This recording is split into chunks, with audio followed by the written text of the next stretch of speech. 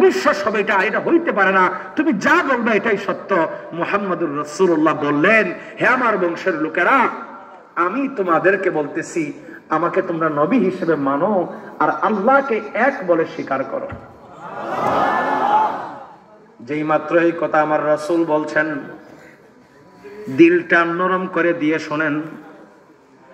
অদুষ্ট চিন্তা লাগান, 40 বছরের ক্যারিয়ার একটা কথার দ্বারা শেষ হয়ে যাচ্ছে। আবু জেহেল উতবা সাহেবা ডাক দিয়ে বলে, মুহাম্মদ, ও আব্দুল্লাহর বেটা মুহাম্মদ, তোমাকে এতদিন ভাতিজা বইলা ডাকতাম, বড় ভালো লাগতো। ও ভাতিজা মুহাম্মদ, হুট করে তুমি কি পাগল হয়ে গেল? নবী বানানোর জন্য আল্লাহ কি আর কাউরে খুঁজে পায় নাই? তোমার মতো একজনকে খুঁজে পাইছে। দোস্ত একবার চিন্তা লাগান, কথা তো মানলই না, এমনকি আমার নবীর গালের মধ্যে থুতু মাইরা চলে গেল। ও দোস্ত একবার কল্পনা লাগান, এই নবীর দিনের জন্য কত কষ্ট করলেন, কত মুজাহাদা করলেন। আরবের জমিনে আমার নবী কতবার যে রক্তাক্ত হইলেন। কেন আপনি নবীর মোহাব্বতে পাগল হইবেন না? ও দোস্ত একবার চিন্তা লাগান, যে নবীকে সৃষ্টি না করলেন আল্লাহ রব্বুল ইজ্জত এই ধরা সৃষ্টি করতো কিনা জানি না, যে নবীকে তামাম দুনিয়ার জন্য সাইয়্যিদুল আম্বিয়া বানাইলেন, এই নবীকে আরবের কাফেররা কত হাজার রকম কষ্ট দিল। আমার নবী সমস্ত কষ্ট সইয়া মুখ বুজে সহ্য কইরা দোয়া করতো আমাদের জন্য।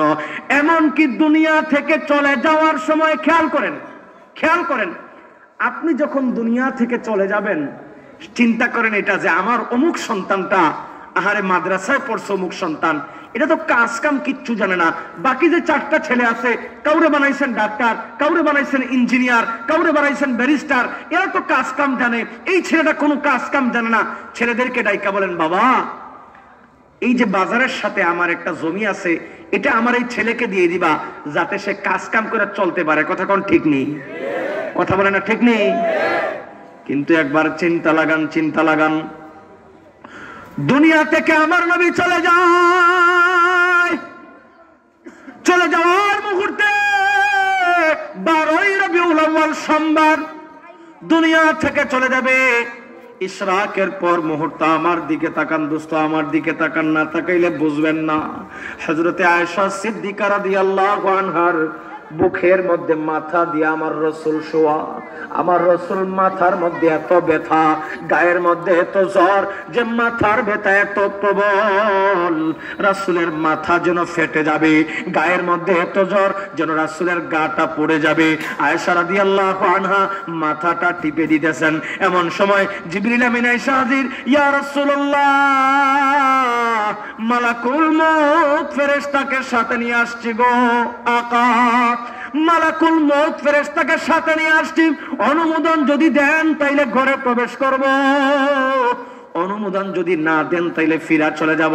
আল্লাহ রাসূল সাল্লাল্লাহু আলাইহি ওয়াসাল্লাম বুঝছেন আল্লাহ তাআলার কাছে যাওয়ার সময় আমার সন্নিকটে চলে আসছে। এই মুহূর্তে উম্মতের চিন্তা, তার কোনো সন্তানাদের চিন্তা না, তার কোনো বিবির চিন্তা করেন নাই। জিবরিলকে বলতেছেন, জিবরিল, ঘরে ঢোকার আগে আমার মাওলা পাককে জিজ্ঞেস করে আসো, আমি যদি দুনিয়া থেকে চলে যাই আমার গুনাহগার উম্মত গুলার সাথে আমার আল্লাহর ব্যবহার কেমন হবে? একবার চিন্তা লাগান। আল্লাহ রাসূল দুনিয়া থেকে চলে যাচ্ছে, এই সময় বলতেছেন, আমি যদি দুনিয়া থেকে চলে যাই আমার মাওলা পাককে জিজ্ঞেস করে আসো আমার গুনাহগার উম্মত গুলার সাথে আমার মাওলা পাকের ব্যবহার কেমন হবে? ও দোস্ত, কেমন উম্মত? যে উম্মত সুদ খায়া তার জিন্দগিটাকে কালো বানাই ফেলাইছে, যে উম্মত ঘুষ খায়া তার জিন্দগিটাকে কালো বানাই ফেলাইছে, জিনা করতে করতে এমন কোন রাস্তা নাই যে রাস্তার মধ্যে সে হাঁটে নাই। অদুষ্ট একবার কল্পনা করেন, উষ্টা খায়া পয়রা পশ্চিম দিকে সেজদা মারে না, আমার নবী দুনিয়া থেকে চলে যায়।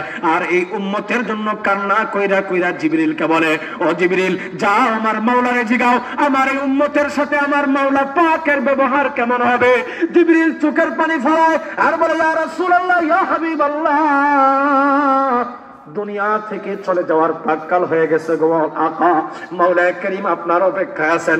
আল্লাহ রাসূল বলেন, যাও আমার মাওলাকে জিজ্ঞেস করে আসো প্রশ্নের উত্তর। জিবরিল যায়, তার চোখের মধ্যে পানি। আরশ বহনকারী 8 জন ফেরেশতা জিবরিলের কান্না দেখা তারা হু হু করে কান্না শুরু করে। ও দোস্ত, আল্লাহ রাব্বুল ইজ্জত জিবরিলকে জিগায়, জিবরিল আমার বন্ধু কি বলেছে বলো? জিবরিল আমিন বলে, ওগো আল্লাহ, আপনার বন্ধু আপনার দুস্থ মুহাম্মদুর রাসূলুল্লাহ সাল্লাল্লাহু আলাইহি ওয়াসাল্লাম বলেছেন, উনি দুনিয়া থেকে চলে আসার পরে তার উম্মতগুলার সাথে আপনার ব্যবহার কেমন হবে, তার উম্মতগুলার সাথে আপনার আচরণ কেমন হবে।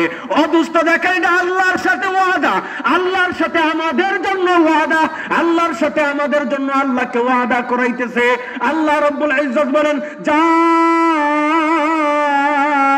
আমার বন্ধুকে বইলা দিয়ায় মন খারাপ না করার জন্য আমি আল্লাহ ওয়াদা করলাম, তার উম্মতকে আমি সমূলে ধ্বংস করব না, তার উম্মতকে আমি সমূলে ধ্বংস করব না, তার উম্মতকে আমি সমূলে ধ্বংস করব না।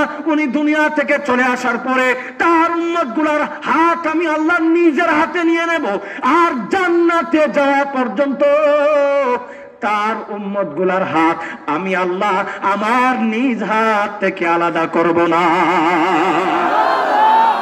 नबियों में रहमत लक़ब पाने वाला, मुरादे गरीबों की बरलाने वाला।